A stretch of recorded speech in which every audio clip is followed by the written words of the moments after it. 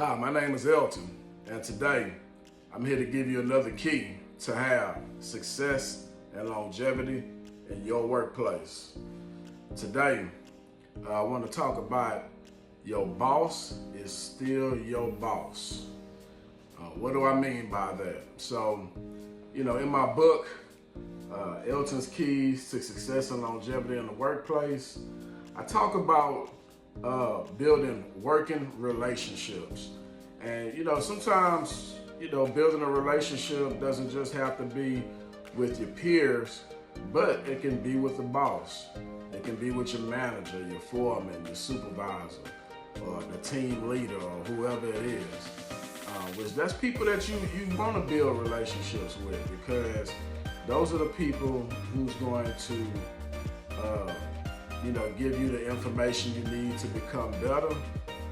Those are the people who are supposed to help you, help you develop yourself. And if you develop, a relationship with those people, sometimes you can get some uncommon favor headed your way. But one thing you never want to get twisted is that your boss is still your boss.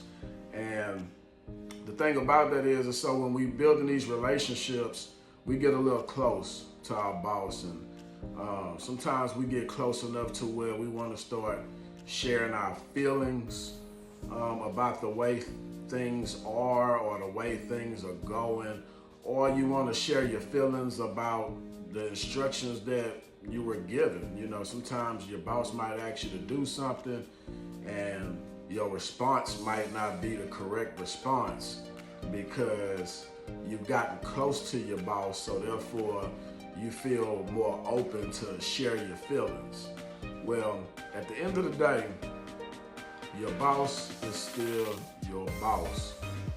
Sometimes you can become friends with your boss, which is going to create some feelings. You'll have feelings attached to instructions.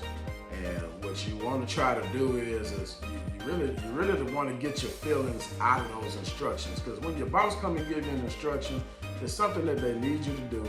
They don't want to hear how you feel about it. They don't want to hear, oh, I don't feel like doing that. Why you can't get somebody else to do it? I thought me and you was cool, man. Why you asking me to do all that? And all that type of stuff. Or sometimes you get to joking around with your boss, and some of them jokes can become inappropriate. Some of them jokes might be at the wrong time, because as a manager, supervisor, or whatever, sometimes you got a lot of things going on in the workplace that you got to deal with, and people come at the wrong time with them jokes, or they come at the wrong time trying to express their feelings about certain stuff, and it's just like, hey, we just trying to, as a manager or a supervisor or whatever, we just trying to get tasks completed. We just trying to, get things to a customer. We just trying to make sure, everything operates the way it needs to. And, I'm sorry, but sometimes you need to keep your feelings to yourself. And that's probably not even just sometimes, that's most of the time. You need to keep your feelings to yourself. Somebody tell you something, take that information. Your boss give you an instruction, take that information, yes sir, and go try to make it happen. And if you can't make it happen, most of the time if the boss is reasonable, they'll listen to it. But all in all, your boss is still your boss. I think one of the key things I said in this video was just you have to remove your feelings from those instructions. Your boss is going to ask you to do something, and your boss is not going to ask you to do something or not ask you to do something because you have this relationship with them, right? Because sometimes we think getting a relationship with people is going to get us out of certain things. No, it's not. Now, with some untrained rookie bosses, that might work, but with a boss that's a supervisor that's been in that position for a while, that's not gonna work.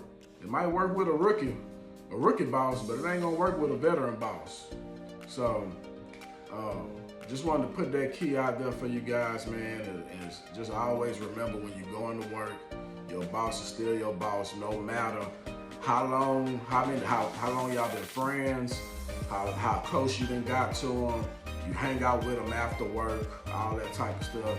Your boss is still your boss, because it might end badly for you once you start trying to mingle the two together and you start getting all of your feelings about certain stuff.